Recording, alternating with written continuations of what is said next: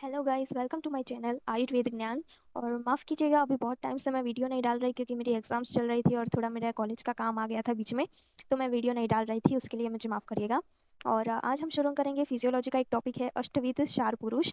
ठीक है, तो वो हम आज शुरू करेंगे। उसको हम 10 मिनट में फिनिश करने की कोशिश करेंगे। इसको हम दो दो पार्ट में देखेंगे क्योंकि अभी मैंने आधा ही नोट्स बनाया है, तो मैं आपको वो वीडियो आपके लिए मैं डाल रही हूँ अभी। बाकी का मैं आधा जल्द ही बना के आपके लिए डाल दूंगी। तो बने रहे आयुर्वेदिक ज्ञान के साथ। और अगर आपको मेरी चैनल अच्छी लगती है तो प्लीज़ उसको सब्सक्राइब करें और बेल आइकन दबाएं और वीडियो को लाइक करें। तो चलिए शुरू करते हैं अष्टविध चार पुरुष। तो ये शुरू करने से पहले हम इस वर्ड्स का मतलब पहले समझ लेते हैं। ठीक है, तो अष्टविध का मतलब क्या होता है? अष्ट का मतलब होता है आठ। ठीक है, क्या होता है? आठ होता है उसका मतलब। और चार पुरुष का मतलब क्या होता है? तो पहले हम चार चार क्या होता है उसका मतलब समझते हैं। तो चार का मतलब होता है इसेंशियल पार्ट, मतलब कि वो ज़रूरी पार्ट जो हमारी बॉडी की ग्रोथ में और सभी जो हम फिजियोलॉजिकल फंक्शन होते हैं हमारी बॉडी में उसमें हेल्प करता है। ठीक है, तो अभी हम क्षार को और अच्छी तरीके से समझने के लिए मैं आपको एग्जांपल देती हूँ कि जैसे कि हम गन्ने का जूस पीते हैं। तो गन्ने के जूस में हम क्या करते हैं कि गन्ने को उसका जूस निकाल के गन्ने के जो छिलके होते हैं उसको हम फेंक देते हैं।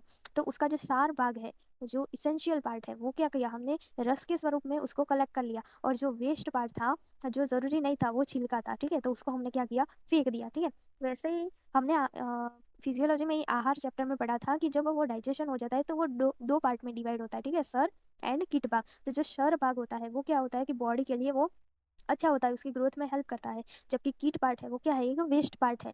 तो ऐसे ही जो अष्टविध सार है, यानी कि जो आठ वस्तुएं हैं जिसका सार भाग हम देख रहे हैं इस चैप्टर में, वो हम हमारी बॉडी की ग्रोथ में हेल्प करता है। अभी हम देखते हैं कि वो आठ चीजें वो कौन सी है जिसका सार भाग जो पुरुष है उसमें कलेक्ट होता है। तो चलिए शुरू करते हैं आज का चैप्टर अष्टविध चार पुरुष।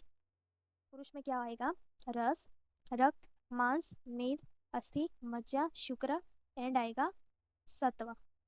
ओके, अभी हम सब एक एक को और डिटेल में देखेंगे कि अगर रस की सारता हो तो वो पुरुष के लक्षण कैसे होंगे, उसकी बॉडी के लक्षण कैसे होंगे, उसको हम डिटेल में पढ़ते हैं। ठीक है, तो पहले हम देखते हैं कि रस सारता, यानी कि जिस पर्सन के बॉडी में रस की सारता ज़्यादा होगी तो उसके बॉडी के फीचर्स क्या होंगे, उस पर्सन में कैसे लक्षण होंगे, तो वो हम देखते हैं। तो रस सारता जैसे कि आपको यानी कि स्किन, ठीक है, उसी को हम क्या बोलते हैं? रस सारता। ठीक है, तो उसमें क्या क्या इंक्लूड होगा? तो जो रस सारता है वो आचार्य चरक जी ने किस में दिया हुआ है? मेंशन किया है, विमान स्थान में मेंशन किया हुआ है। ये याद रखिएगा कि आचार्य चरक ने रस सारता को विमान स्थान में मेंशन किया हुआ है। चलिए हम देखते हैं कि अगर रस सार पुरुष है तो उसके बॉडी के फीचर्स क्या होंगे। तो उसकी स्किन एंड हेयर वो कैसे होंगे? एकदम स्निग्ध होंगे। ठीक है, जैसे कि हमने कफ प्रकृति में देखा था वैसे ही होगा। ठीक है, फिर उसकी स्किन कैसी होगी? एकदम स्मूथ होगी, उसके हेयर भी एकदम स्मूथ होंगे। वो दिखने में कैसा होगा? एकदम अट्रैक्टिव होगा, उसकी सॉफ्ट स्किन होगी। तो ये सब क्या हुआ? उसके बॉडी के फीचर्स हुए जो स्किन और हेयर के रिलेटेड होंगे। ठीक है, तो जिस पुरुष में रस की सारता होगी उसमें स्किन और हेयर जो है वो एकदम अच्छे हमको दिखेंगे, अट्रैक्टिव दिखेंगे, उसकी स्किन सॉफ्ट होगी, स्मूथ होगी। ठीक है, तो ऐसा आपने मतलब देखा होगा, जैसे कि ये लड़की का फोटो हम देख रहे हैं, तो कैसी अच्छी सी स्किन है। जैसा कि अभी तो इधर मैंने आपके लिए कोरियन गर्ल का भी फोटो रख लिया जिसकी एकदम ग्लास स्किन है, तो उसको भी हम क्या कहते हैं? रस सारता करते हैं। ठीक है, अभी बॉडी के फीचर्स तो हमने देख लिए, अभी इस पर्सन में कैसे फीचर्स होंगे वो हम देखते हैं। तो वो पर्सन एकदम कंफर्ट होगा, यानी कि उसको मतलब कोई परेशानी नहीं होगी, एकदम हैप्पीनेस होगी। उसके पास वेल्थ उसकी अच्छी होगी, वो इंटेलिजेंट होगा, मतलब बहुत अच्छी उसकी बुद्धि होगी, उसके पास विद्या होगी, उसके पास आरोग्य होगा, यानी कि वो कोई डिसीज से सफ़र नहीं कर रहा होगा, कोई भी मतलब शारीरिक या मानसिक डिसीज से सफ़र नहीं कर रहा होगा। और उसकी लाइफ कैसी होगी? एकदम लॉन्ग लाइफ होगी। ठीक है, तो ये था रस सारता पुरुष। उसके बाद आता है रक्तक्षार पुरुष। तो रक्तक्षार पुरुष के लक्षण मतलब कि उसके बॉडी के फीचर्स हमको क्या देखने को मिलेंगे? तो उस पुरुष के जो कर्ण होंगे, ठीक है, अ,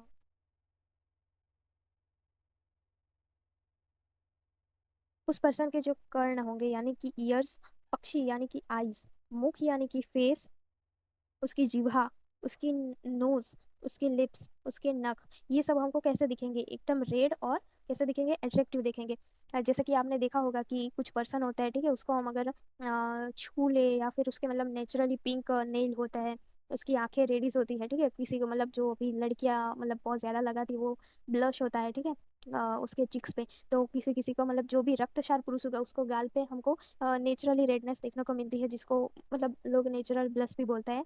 ठीक है, फिर उस पर्सन के फीचर्स कैसे होंगे, तो वो एकदम हैप्पी होगा और कैसा होगा, इंटेलिजेंट होगा।